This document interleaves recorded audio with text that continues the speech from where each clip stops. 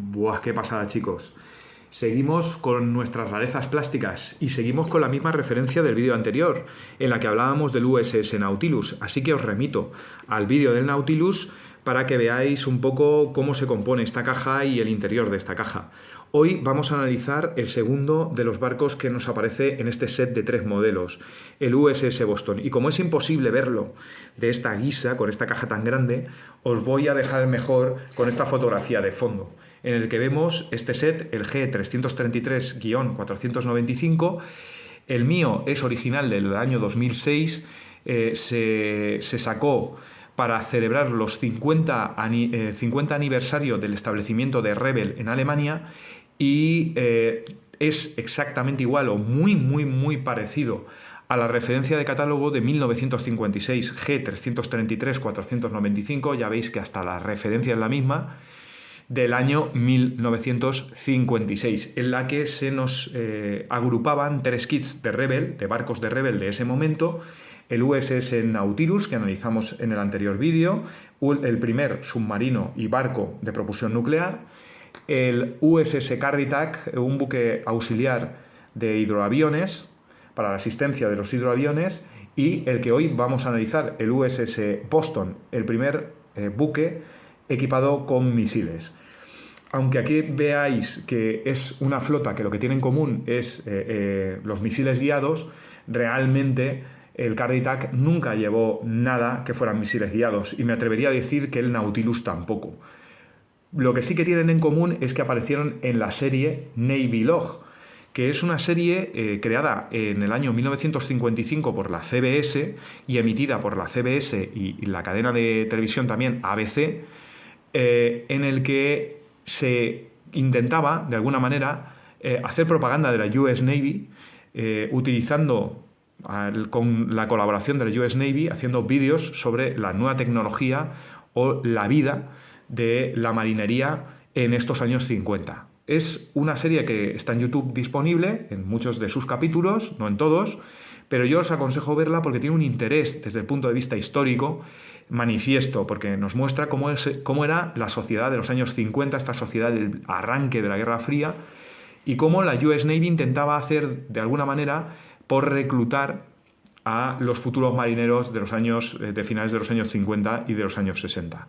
Un reflejo de esa sociedad con esa forma de ver la sociedad militar o la vida militar de los años 50, de después de la Segunda Guerra Mundial y del inicio de la Guerra Fría, que yo creo que es un documento excepcional. Y para los que os guste un poquito lo que es pues ver cosas, barcos y aviones, la técnica, los interesados en la historia técnica de los años 50, pues veis ahí un testimonio increíble, porque veis escenas que están rodadas sobre barcos que de otra manera no tendríamos, ¿no? O sobre aviones de los que hay muy pocas filmaciones. O sea, muy aconsejable desde todos los puntos de vista. Navy Log, que aquí veis en su comienzo, que sería esa cubierta axial del portaaviones USS Hancock, sobre la que la tripulación escribía la palabra, el título de la serie Navy Log, ¿no? Y sobre la que aparecía el montaje de las letras Navy Log en blanco. Muy bien. Sin nada más, vamos a hablar de nuestro kit, del USS Boston, en su recorrido en los catálogos de la marca Rebel. Y tengo que hacer 2 salvedades. En primer lugar, este kit de 1956, esta referencia G333-495, incluye 3 barcos, que es lo primero que nos llama la atención, de 3 escalas diferentes. En primer lugar, el barco que analizamos hoy está a escala 1-483, pero es que el barco que analizábamos anteriormente, el USS Nautilus, el submarino, está a escala 1-305, y el porta hidroaviones, el Carritac, estaría a escala 1-426. ¿A qué se debe esto? Pues bueno, estamos en los años 50, chicos. En los años 50 no existe, no se tiene el interés que se tiene hoy en día por definir una escala para, pues por ejemplo, para aviación, el 1,72 y el 1,48 y el 1,32, ¿no? no están definidas tampoco las escalas mainstream, podríamos decir, en temas navales. Hoy en día podríamos decir que estas escalas en el modelismo en plástico será la escala 1.700 y la escala 1.350.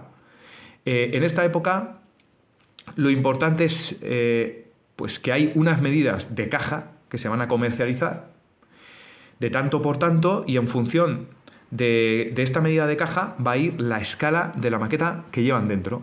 En este caso se utilizó este modelo de caja que estáis viendo aquí en 1954 para meter un crucero de la clase Baltimore, como era el USS Los Ángeles, con la referencia de catálogo H306, y para meterlo en esta caja había que hacerlo a escala 1.483.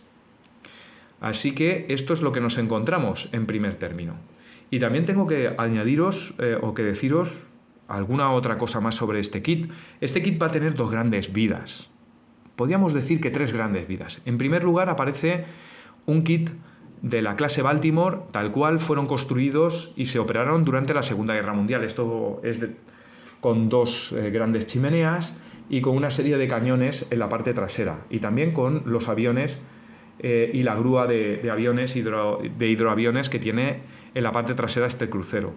Pero hay un momento en el que estos cruceros son reformados con misiles, lanzamisiles como nuestro Boston, y Rebel, que siempre está atenta a estos cambios en la tecnología militar, implementa unos cambios sobre este molde, le genera una segunda vida con nuevas piezas para transformarlo en el clase Baltimore equipado con misiles, con lanzamisiles. Esto es, con una sola chimenea, con una serie de cambios en las otras piezas, y desde luego con la eliminación de las torretas que llevan aquí detrás y la implantación de los Mark 40, los lanzamisiles Mark 40 para los misiles Terrier.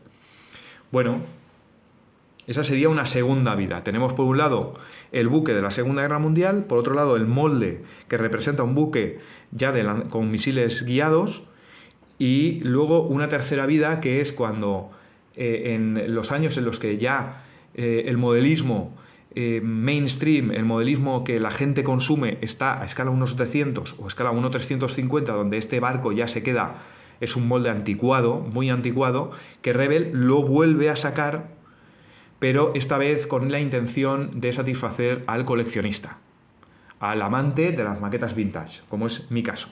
Bueno, nace, como decíamos, en 1954 con la referencia de catálogo H306 USS Los Ángeles, crucero pesado 135 a escala 1.483, y es en el año 2 años después cuando ya aparece nuestro set de maquetas, en el que se incluye también esta misma maqueta a escala 1.483, pero con sustanciales cambios de molde para equiparlo, como veis, con los lanzadores MK40 de los Terrier. Este es un kit que aparece aquí agrupado junto con el Carrytock y el Nautilus, pero también en el año 1956 aparece en solitario, como USS Boston, referencia de catálogo H334, es el CAG 1 Boston, ¿no? Veis aquí pues el buque lanzando ya los misiles. Se ve el dibujo desde popa para que la persona que lo vaya a comprar sepa que este Baltimore es ya un crucero lanzamisiles, con las nuevas estructuras, con todos los cambios que se le implementaron al buque en esa misma época. En 1960 tenemos una reedición. En este caso ya no es el USS Boston, es el USS Canberra. El USS Canberra es un gemelo del Boston. Es un Baltimore, un clase Baltimore, que también se modificó exactamente igual o prácticamente igual que el USS Boston, y aprovecharon el kit del Boston para sacar el Canberra con esta referencia de catálogo H372-169. En 1964 vuelve otra vez el interés por la Segunda Guerra Mundial y aparece con la referencia de catálogo H370-170 el USS Helena CA-75, en esta ocasión con su decoración o con el molde de la Segunda Guerra Mundial, con las dos chimeneas, lo estáis viendo aquí, y sin misiles de ningún tipo. Es quizá hacia 1967 o 1968 en la que se vuelve a sacar el kit de la Segunda Guerra Mundial con esta referencia, la H457-200 USS Pittsburgh CA-72, con el equipamiento de cañones y, como veis, con ese camuflaje de líneas rectas tan característico de la Segunda Guerra Mundial, y con ese dibujo que es muy bonito, en el que hay una situación de mar gruesa, en el que aparece un portaaviones detrás, quizá un portaaviones de la clase Yorktown, y quizá el Enterprise, y unos rayos cayendo en medio de una tormenta. Un dibujo, desde luego, muy bonito, como estáis viendo, muy bonito, el del crucero Pittsburgh, de esta referencia de catálogo de 1967 H457-200.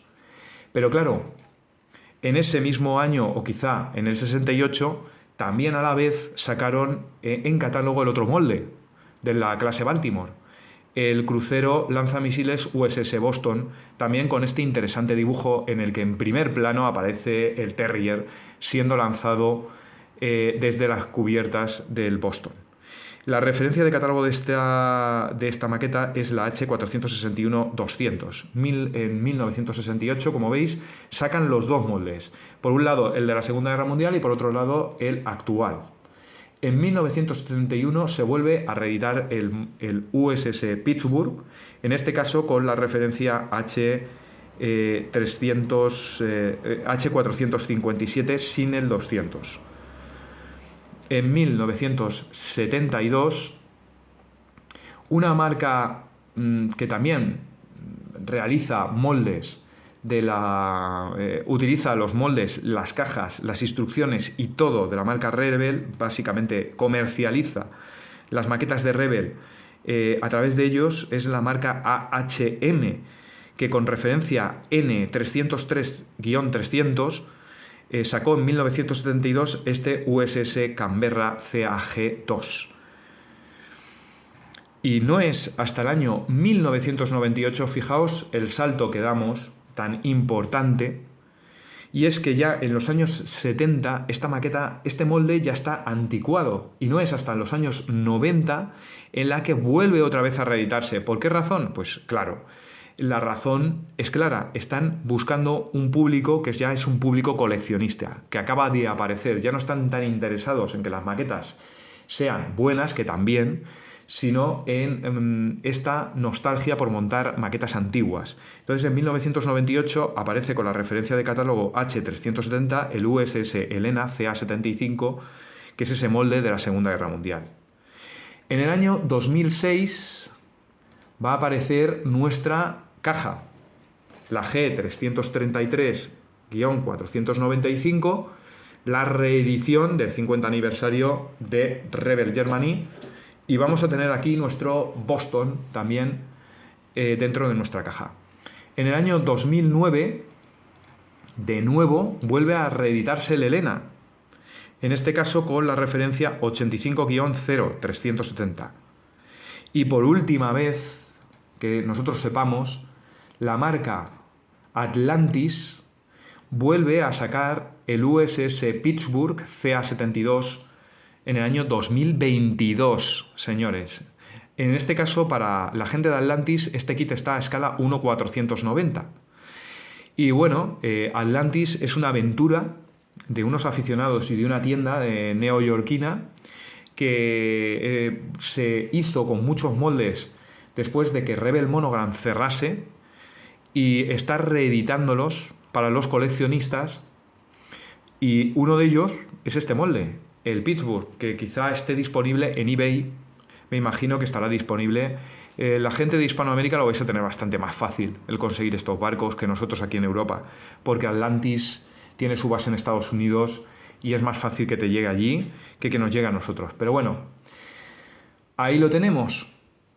Y bueno, aquí os quería hacer, pues simplemente os quería enseñar un poco de las fotografías, unas fotografías de las instrucciones de montaje del USS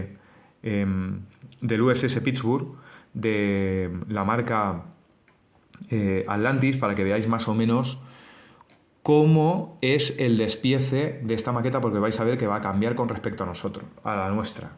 Va a cambiar una serie de piezas. El casco, pues más o menos es igual, y muchas de las piezas son iguales, pero luego toda esta parte de aquí, que estoy señalando con el cursor del ratón, va a cambiar. Desde luego no va a llevar las torretas de atrás, etc. Y bueno, ya hemos hablado un poco del recorrido de nuestra maqueta. Los catálogos de Rebel, pues vamos a hablar de nuestra maqueta. Bueno chicos, ya estamos aquí de nuevo, y esta vez, después de hacer un repaso por la historia de la maqueta a través del catálogo de Rebel, ya nos vamos a meter de lleno a ver qué es lo que nos trae la maqueta. El interior, ya lo visteis en el anterior episodio, de la caja de Rebel, intenta replicar esa referencia de 1956 que lleva este elegante interior con un cartoncito en color amarillo que nos separa las tres maquetas perfectamente para que las diferenciemos. La pulcritud que ha tenido Rebel, o la exactitud que ha tenido Rebel Germany intentar sacar esta referencia de 1956 llega hasta las instrucciones. En su día las instrucciones tuvieron que sufrir una corrección, y también nosotros en el año 2006 tenemos, por un lado, las instrucciones normales, que las tenemos aquí, y la hoja con la corrección, que tenemos aquí, tal cual fue impresa en el año 1956. La única diferencia está aquí arriba, que lleva una serie de marcas en la que nos dice que está impreso en Alemania, cuando este kit originalmente estaba impreso en Estados Unidos, ¿verdad? Y la cosa llega hasta el punto de que tenemos aquí nuestra hoja para reclamar piezas que se hayan perdido o que no hayan salido reformadas, con la dirección original de Rebel, que hace ya, bueno, un siglo que no está en Glencoe Avenue en Venice, California. O sea, imaginaos. Bueno, aquí en primer lugar tenemos la fotografía de la caja de la referencia H334, la caja en la que venía el US Boston solo. Supongo que estas instrucciones vienen de ahí. Y una breve historia. Tenemos unas instrucciones que están divididas en 6 pasos, y simplemente estos 6 pasos nos sobran y nos bastan para montar nuestras 54 o 74 piezas que corresponden al crucero pesado de la clase Baltimore USS Boston. Y vamos allá. El primer paso, lo que hacemos es montar, como veis aquí, las 2 torretas triples de cañones de 200 milímetros y los antiaéreos o Oerlikon en cada uno de sus afustes. Para fijar las torretas tenemos el primitivo pero eficiente sistema de calentar la punta de un destornillador y derretir el pivote de la torre hasta que nos dé, hasta que haga tope. Bueno, el segundo paso tendríamos el montaje de la primera línea del puente con los cañones de 127 milímetros. La tercera, el puente propiamente dicho, que ya aquí estamos viendo una incorrección de este kit. El puente este parece muy de la Segunda Guerra Mundial. No lleva la zona acristalada que lleva el puente acristalado que lleva el moderno USS Boston de después del año 1955, como es el que se representa en este kit. Bueno, la fase cuarta tendríamos el pegado del resto de la estructura. Aquí ya tenemos los 2 afustes de los Mark 40 de los Terrier, y luego aquí tendríamos los 2 radares de los Terrier, que también serían montados en 3 piezas cada uno de ellos. La chimenea principal y algo de armamento. En la fase 5 ya está nuestro barco prácticamente montado, con el montaje de lo que nos queda de los Terrier. Ya veremos a ver, pero parece que esto va a hacer que se puedan mover y bascular los Terrier como queramos. Lo intentaré hacer así, a ver qué tal, a ver si podemos hacerlo. Luego tenemos el montaje de las de las embarcaciones auxiliares, que vemos que tienen buena pinta, porque por lo menos vemos que ya tienen varias piezas. Bueno, las embarcaciones auxiliares, sobre todo en estas maquetas de los años 50, son pues casi ridículas. Y el montaje del puente en su ubicación. Y el número 6, pues tenemos todo el montaje de las antenas, de cada una de las antenas radar en su sitio y alguna que otra pieza, como por ejemplo las anclas, las banderas y la ubicación de las calcas. Con esto ya tendríamos terminado nuestra maqueta con 6 pasos, 54 o 74 piezas. Las instrucciones culminan con un anuncio para que te compres el catálogo de Rebel, con un sorprendido preadolescente que era el cliente prototípico de aquella época del mundo del modelismo. Y aquí también la aventura de Rebel de meterse en el mundo de los trenes en H0. No vamos a ver las siguientes instrucciones, que como os podréis imaginar pues son las mismas, tan solo que tenemos pues, el USS Carritac también y el Nautilus, ¿no? Los otros dos barcos de nuestra maqueta. ¿Qué más tiene la caja? Pues bueno, la caja lleva un díptico, por si os interesa, que también hablamos de él en la anterior publicación, en el que con una serie de puntos, de pegatinas, que te iban dando por cada maqueta que te comprabas de estas, las ibas pegando y si tenías 5 puntos podías acceder a comprarte la gorra. Si completabas 10 puntos tienes, pues no sé yo si esto es una maqueta o una fotografía o un catálogo y la gorra. Y luego si tenías 15 puntos, pues podías conseguir los dos artículos más la camiseta de soy un top modeler. Bueno, no está mal, es algo gracioso.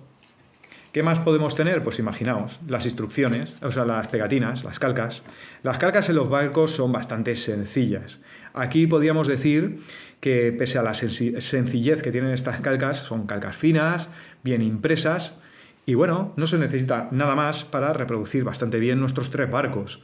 Tenemos por aquí esta parte, la mitad, prácticamente un poquito más de la mitad de las calcas corresponden al AV7 USS Carritac, al buque auxiliar de hidroaviones, mientras que este cuartito de aquí pertenece a nuestro Boston, que solo lleva 4 unos que van en cada una de las partes de proa y popa del barco. En la popa también tenemos el cartel Boston y una simple bandera norteamericana. En el caso del submarino Nautilus, pues lleva una leyenda Nautilus duplicada, con un 571 también duplicado, y SSN 571, que es la matrícula que va en el puente. El AV7, pues el AV7, el Carritac, lo que tiene, estas son las calcas que yo veo así un poquito peores, no es porque estén mal impresas, están bastante bien impresas, pero considero que esas alas que lleva la insignia, la escarapela estadounidense, son exageradas, deberían de ser más finitas, y esto yo creo que es porque en la época, en los años 50, se hacían así, o sea, las calcas originales son así. Y bueno, yo ya las hubiera cambiado, ya que estás haciendo el 7, que está bastante mejor impreso de lo que estaba originalmente, pues haz eso también bien. Y el cartel de Carritac es demasiado grande, debería de ser tan grande como el de Boston. Pero bueno, quitando estas pequeñas objeciones, las calcas son finas y están más o menos en sus dimensiones. Otra cosa también interesante son estas hojitas de papel, que lleva 2, que esto es típico de todos los barcos de Rebel, que como veis son una pequeña hoja de papel muy fina en la que tenemos una serie de banderolas impresas para hacer nuestro barco de parada, de bonito, digamos, en el puerto. Podemos recortarlas, doblarlas por la mitad, como te especifican estas pequeñas instrucciones que llevan aquí abajo, y engancharlas de algún cable, y ya tendríamos pues esas banderolas disponibles. Como veis, llevan banderas para la Kriegsmarine, para la flota británica, para la flota estadounidense, etcétera, ¿no? Valen para cualquier barco. Lo que pasa es que muchas de ellas, según qué barcos, están totalmente sobredimensionadas. Y esto es, por si os interesa, son los puntos de los que os hablaba. Son unos puntos como de pegatina. En nuestra maqueta, pues como hay 3 maquetas, lleva 3. Sin nada más, nos vamos al interior de nuestra atractiva caja y vamos a sacar nuestro barco. Bueno, a ver cómo lo sacamos, porque esto es complejo. Ya os advierto que muchas de las piezas de este barco pues se han caído. Es algo típico de las maquetas de Rebel, que no sé muy bien por qué, las piezas se desenganchaban muy fácilmente de las grapas, ¿no? Y aquí las tenemos. Viene en una bolsita de plástico, muy bien empaquetado para que no se pierda nada. Esto es fundamental cuando estamos hablando de una maqueta de Rebel de esta época, por lo que decíamos antes. Las piezas se sueltan y se caen. Voy a ir enseñándoos pues más o menos de mayor a menor y luego iremos viendo un poquito cada una de las piezas que han quedado sueltas, ¿no? Que las tengo aquí metidas todas dentro del casco. Bueno, 54 o 74 piezas. Yo creo que 74 piezas es lo que realmente está dividido en nuestro casco. Voy a ver si aquí lo estáis viendo. El casco, desde luego, lo veo bastante bien. Tengo en todo momento, cuando lo miro, pues pienso en un buque de Rebel también de la época, que es el USS Missouri, PP-63, que se vende muy barato en cualquier tienda de modelismo. Es una maqueta, pues quizá la decana de Rebel en plástico, y es una maqueta bastante vieja y que está pensada para que tú la pongas en el agua y flote. Y yo creo que la base de este barco también va buscando eso, porque es una base muy plana, demasiado plana para lo que debería de ser un casco de un clase Baltimore. Pero, lijándole un poquito los costados, yo creo que podemos reproducir lo que es un barco realista de esta clase. La forma del resto, tanto la obra muerta, pues está muy bien. Y bueno, lo único que resaltaría es que tenemos estos dos pivotes de aquí, que es de donde salen las hélices, que los veo muy exagerados. Yo me imagino que será un tubo que tendrá pues un afuste pues muchísimo más pequeño, que vaya pues más o menos a esta altura, o quizá nazca de aquí, y luego un palito que vaya fijado con un par de patas y la hélice dando vueltas. Y aquí tenemos un afuste para dos timones, que yo creo que este barco solo llevaba uno. Pero bueno, estos pivotes que le veis aquí es simplemente para que fijéis estos sistemas, estos pies que le ha metido Rebel. Son también unos pies clásicos que hace Rebel para todas sus maquetas y que te especifica que deberían de ir o deberían de acostarse sobre ese punto. Bueno, es una buena manera de tener el barco que no toque esta parte de aquí, no toque el suelo directamente, pero desde luego son pies sumamente feos, ¿eh? O sea que son exageradamente grandes para lo que es el barco. El barco medirá unos 42, 43 centímetros de largo, una cosita así, no lo he medido. El interior es totalmente diáfano, evidentemente, y el único detalle que lleva, que es de agradecer, es esta barbacana que lleva aquí en la parte de proa con sus refuerzos. Algo que está muy bien resuelto, que está muy bien hecho, porque también es más o menos finito. Como podéis observar, a ver si lo vemos ahora, que está bastante bien hecho. Y ese afuste que lleva ahí en la parte central, en esta parte de aquí, será para llevar alguna antena o alguna banderola. Bueno, vámonos directamente a ver la primera línea de la cubierta, ¿no? La cubierta propiamente dicha, que, bueno, otra vez, como decíamos antes, volviendo a lo que recuerdo del acorazado Missouri, pues la veo mucho mejor. El acorazado Missouri está todo moldeado en la cubierta, una barbaridad de piezas están moldeadas en la cubierta, y por tanto hay que hacer un gran trabajo para llevar eso a que sea algo realista. Sin embargo, esta, como veis, es una cubierta ya más despedazada, pues que permite un nivel de detalle que, como veis, estáis viendo aquí, unas puertecitas incluso, algunas cajoneras, toda una serie de las cadenas, por ejemplo, las cadenas de amarre, las vitas, pues todos estos rollos donde se giran las maromas y las cadenas también aparecen por ahí. Tenéis una interesante cubierta en relieve simulando la madera, como veis por el reflejo. Estos dos grandes huecos son para meter las torres de los cañones de 8 pulgadas, de 200 milímetros, y aquí pues veis el resto de la superficie muy detallada. Aquí es donde irían las bases, donde se apoyarían los cañones de 127 milímetros. Oye, la sensación pues es bastante buena. Lo único que no me gusta es que han moldeado han vuelto a moldear las barandillas en plástico. Esto pues queda un poquito feo, queda un poquito vasto. Yo creo que lo ideal es quitárselo y ya en un momento en que tengamos algo de dinero comprar algo de fotograbado y ponérselo, ¿no? Pero por lo demás, pues veo que está más o menos curioso, está más o menos detallado. Estamos hablando de una maqueta de 1956, que seguramente será de 1954, el kit original, ¿no? Por aquello que decíamos de aquella maqueta del USS Los Ángeles, ¿no?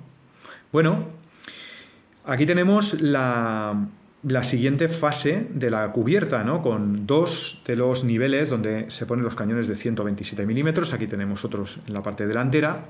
Y veis ya aquí, pues, incluso unas escalerillas que bajan. No está nada mal. Esto yo me imagino que son salvavidas que venían en unas cestas. Y el primer afuste, en la primera torrecita donde va a ir fijado nuestro Terrier. Muy bien, lo veo, pues sinceramente, bastante bien. Las dos cabezas de los Terrier, que son estos dos cuadraditos que veis aquí, que ya veremos a ver si se pueden hacer movibles o qué. Una escalerilla, vamos a ver si la escalera tiene peldaños, incluso esto es una de esas escaleras que se ponen en los laterales pues cuando se están desplegando las barcas. Y una antenita que yo me imagino que será la que va en proa, pues como para coger un mástil de bandera o alguna cosita de estas. Esto iría, para el que no lo sepa, aquí. ¿Lo veis? Eso iría ahí. Y como veis, también lleva otra cosa que se me había olvidado deciros, que lleva también el mismo defecto que estábamos viendo aquí. Esta pared de aquí no es una pared acorazada, sino que son cestas que se simulan hechas en plástico y que habría que quitar e implantar implantarlas de verdad, implantar unas barandillas metálicas. Bueno, vamos con la siguiente parte de la cubierta, que en este caso viene moldeada. Uy, espérate que cuesta sacarla. Que viene moldeada con parte de la grapa, ¿no? Esta es una de las partes más altas dentro de la sección que tenemos, con sus 4 escaleras, de la sección que tenemos del puente, con sus 4 escaleras y, como no, las barandillas moldeadas en plástico que estamos diciendo todo el rato que le quitaríamos. Son barandillas moldeadas de forma muy fina, desde luego. Están bastante bien hechas, pero en la época esto se veía normal. Hoy en día, desde la aparición del fotograbado, esto no tiene ningún sentido. En esta época, en los años 50, la época que fue concebida esta maqueta, yo me imagino que esto de la barandilla sería como una nota de calidad. Y aquí tenemos el segundo afuste de nuestros Terrier. Estas piececitas de aquí, no tengo ni idea de qué narices son, pero sospechosamente son topes para ponerle a los cañones para que puedan girar libremente, en vez de ir con el destornillador quemándole la punta al pivote con lo que sobre. ¿Qué más tenemos por aquí arriba? Pues oye, tenemos un lanzador Mark 40 del Terrier, de los Terrier, con la forma correcta, sí, me gusta, y una extraña forma de dividir una de las torres de los directores de tiro. Estos son los directores de tiro que están divididos por la mitad. Yo hubiera hecho esto de una pieza, esta parte de aquí de una pieza, esta parte de aquí la hubiera hecho de otra pieza y esta de otra pieza. Así tienes 3 piezas, no tienes que andar complicándote la vida enmasillando cosas, ¿no? Pero bueno, aquí tenemos uno de nuestros 4 Terrier, el único que se ha quedado en la grapa. Como veis, lleva las aletas muy finitas, de luego está muy bien. A continuación, lo que veis es el final de la celosía, de la torre en celosía que lleva el barco en la parte trasera. Bueno, a ver si veis el dibujo del fondo, sería esta celosía que veis aquí. Pues ese es su final. A ver si ahora podemos centrarlo. Ahí está. Los cañones de 200 milímetros, de 8 pulgadas, los 6. Esto que estáis viendo aquí son 2 radares Bueno, estos radares desde luego son muy gruesos, madre mía, y por detrás llevan hasta un agujero, en fin, muy poco cuidado han tenido al hacerlos. Estos también son dos pequeños radares que también habría que desarrollar un poquito. Ni se ven bien, pero vamos, están muy simplificados. Son cosas que de luego están muy mal hechos. Lo que quizás se pueda salvar sean las anclas, esto que estáis viendo aquí en primer plano, ahora mismo. Las anclas no son muy buenas, pero yo creo que más o menos nos pueden servir. Esto que estáis viendo aquí es un cañón de 127 milímetros. Y aunque lleva su detalle, pues lo veo un poco exagerado ese detalle. Y luego haremos una salvedad sobre el cañón. No, esto de aquí, ya os voy a hacer spoiler, pero esto de aquí no es así. O sea, ¿veis esto de aquí? Esto no va cuadrado, no va ahí a ras. Esto va en diagonal. Esto sigue la pared esta de aquí. Habrá que quitarle los cañones y lijarle esa pieza.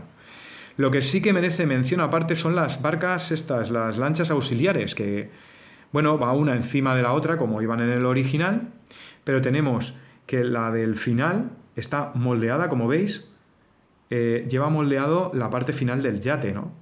Esto es muy llamativo porque las barcas auxiliares suelen ser todas un desastre, y más en estos barcos de los años 50. Y en este pues sí que han tenido cuidado en hacerle bien, como veis aquí, la formita de la quilla, está bien hecha, y luego tenéis pues todo el tema de la cubierta del yate desarrollado. Lo veo muy bien. En el caso de esta otra barquita, pues no lleva el interior, como veis, lleva como un cuadrado ahí, pero bueno, no pasa nada. Estas barcas, estas de aquí me refiero, normalmente iban tapadas con una lona, y podemos hacerle como un relleno con una lona tapado, como un mismo papel de plata o cualquier cosa que se queda como arrugadito, y no hace falta ni que detallemos el interior. Y sin embargo, pues sí que tienen sus pies, su pie en las quillas para depositarlas sobre el barco, que hay veces que van, las moldean como si estuvieran flotando en el aire. Estos son los dos timones de dirección, que yo creo que solo llevaba uno, ya lo averiguaré. Y esto que estáis viendo aquí es el sistema que llevan para sostener una de este tipo de embarcaciones. Nos queda todavía otra grapa. En esta grapa vemos el final del puente, exactamente la zona donde iría uno de los principales radares, con unas antenas muy gruesas en su exterior. Está bastante bien moldeado. La torre en celosía, que desde luego no lleva mucha rebarba, para ser una maqueta del 56, no lleva mucha rebarba. Es curioso, esto es curioso y es muy positivo. Una serie de piezas que ahora mismo no tengo ni idea de cuáles son, pero creo que son los radares del sistema de guiado de los misiles, junto al lado de un radar. Este radar de aquí, que está también hecho como en celosía, en un alarde de intentar hacer detalles, es el que va inserto en esta pieza de aquí, que veis aquí, esto de aquí, esta pieza de aquí, aquí iría pinchado el radar, y esta coronita, va en esto. Ahí.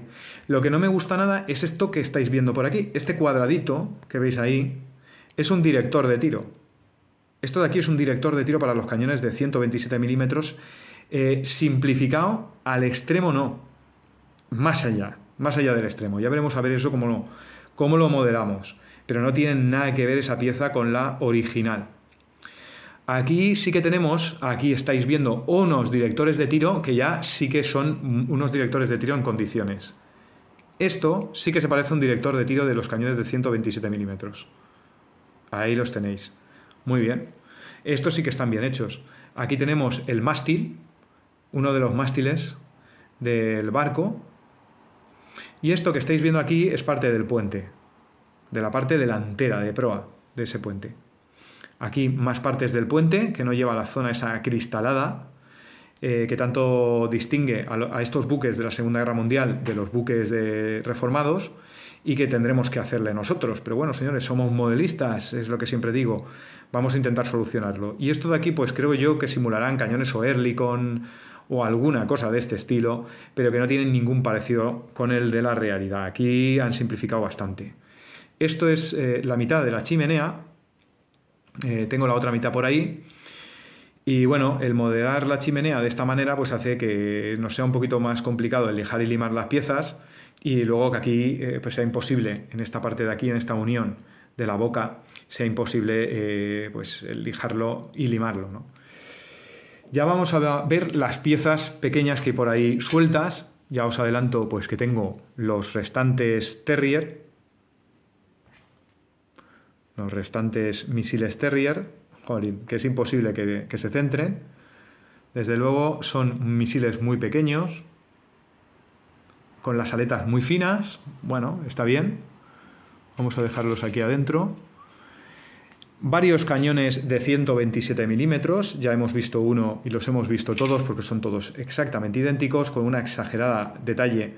Y aquí es lo que estábamos diciendo, este escalón que estáis viendo aquí, esto el original no lo lleva. Hay que retirarle los cañones, lijarle todo esto y ponerle de nuevo los cañones en su posición.